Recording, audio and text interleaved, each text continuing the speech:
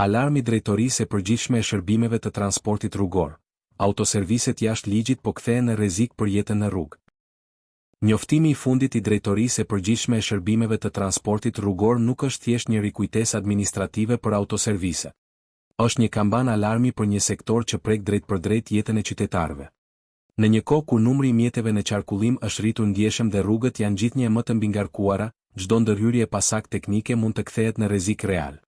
Frenat që nuk funksionojnë siç duhet, sistemet e drejtimit të riparuara në mënyrë të papërgjegjshme, instalimet elektrike të improvizuara, këto nuk janë thjesht defekte mekanike. Janë potencialisht shkak aksidentesh me pasoja fatale.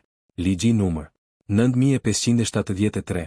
Për transportin rrugor nuk është një formalitet burokratik që mund të anashkalohet për hir të kursimit apo shmangjes së procedurave. Ai është një instrument sigurie publike.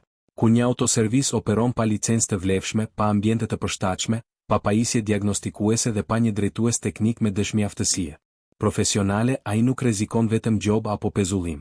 Rrezikon jetët e drejtuesve të mjeteve dhe të kalimtarëve të pafajshëm. Problemi nuk qëndron vetëm te mungesa e dokumentacionit. Qëndron te kultura e informalitetit që në disa raste vazhdon të tolerohet. Regjistri i veprimtarisë nuk është një fletore për të mbushur sa përsye faqe.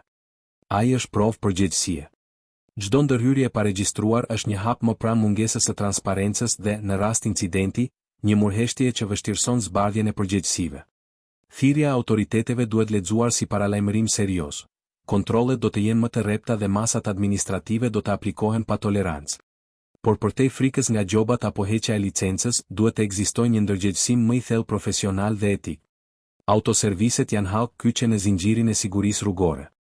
Çdo kompromis me standardin teknik është një kompromis me jetën. Nëse ky sektor nuk formalizohet plotësisht dhe nuk profesionalizohet me rigorozitet, pasojat nuk do të maten me statistika gjobash, por me statistika aksidentesh. Dhe atëherë do të jetë vonë për kujtesa dhe njoftime. Ky është momenti për reflektim dhe veprim, sepse siguria rrugore nuk fillon në timon, fillon në servis.